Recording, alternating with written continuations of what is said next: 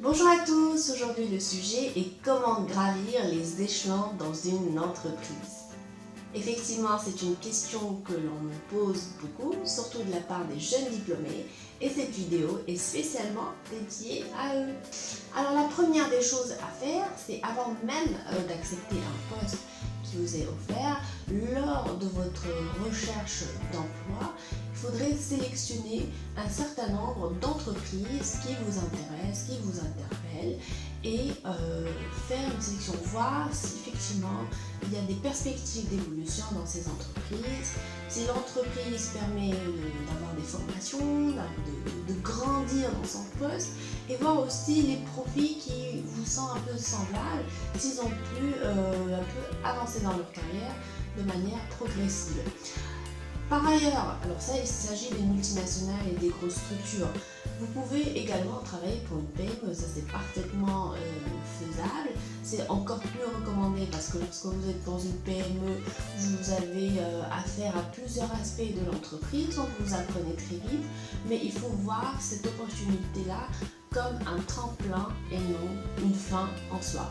Donc commencez dans une PME pour apprendre un maximum et ensuite basculer sur une plus grosse structure qui va vous permettre de grandir dans votre poste ou d'évoluer par rapport à vos aspirations et vos ambitions.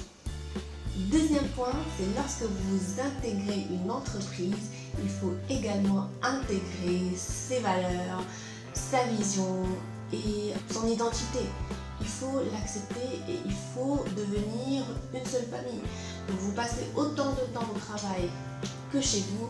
Donc le travail c'est votre deuxième famille. Il ne faudrait pas qu'il y ait de clash en termes de valeurs entre ce que vous êtes vous en tant que personne et ce que l'entreprise est. Si vous voyez que effectivement il y a des comportements auxquels vous n'adhérez pas, donc il faudra repenser la chose, mais il est essentiel d'accepter et d'adhérer aux valeurs de l'entreprise, de les intégrer soi-même pour une réussite sur le long terme. Les compétences c'est bien, mais ce n'est pas toujours suffisant pour gravir les échelons. Effectivement, donc pour gravir les échelons dans une entreprise, il faut créer et tisser des liens et affinités avec vos patrons, vos collaborateurs et vos équipes. Bon, vous ne pouvez pas réussir tout seul. Vous réussissez avec vos collaborateurs tous ensemble. Et il est important de donner une importance à cet aspect-là. Parce que souvent, il y a des personnes qui sont acharnées sur le travail et négligent cette partie-là qui est essentielle dans la réussite dans n'importe quelle entreprise dans le monde. Quatrième point, c'est se donner à fond dans le travail.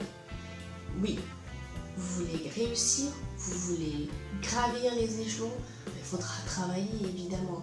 Il faut se donner à fond. Il ne faut plus compter les heures de travail, mais on va vous juger par vos livrables, par vos réalisations, et c'est ça qui compte le plus. Si ça doit vous prendre 12 heures par jour, il faudra passer les 12 heures par jour au bureau, et surtout lorsque vous êtes en début de carrière, parce que vous n'avez pas encore fait vos preuves, et donc c'est l'occasion pour vous de vous affirmer votre travail pour gravir et monter les échelons. Dernier point, c'est dépasser les attentes. Oui, ça c'est un point qui est très important. Et je pense qu'il est temps que nous commencions à l'intégrer dans notre quotidien du travail.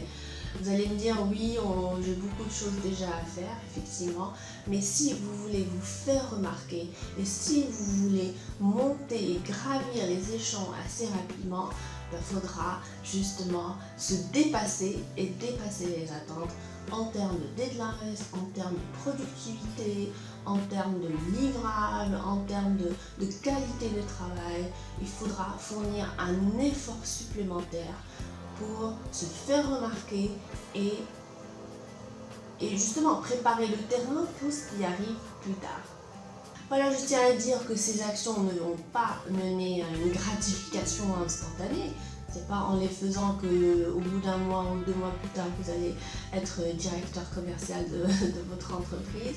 Ceci peut prendre des années, mais si c'est fait de manière persistante, cela peut effectivement donner ses fruits. Voilà, j'espère que cette vidéo vous a été utile. N'hésitez pas à commenter, à partager, à liker cette vidéo. N'hésitez pas non plus à me proposer d'autres sujets pour de prochaines vidéos. Je vous dis à bientôt. Au revoir.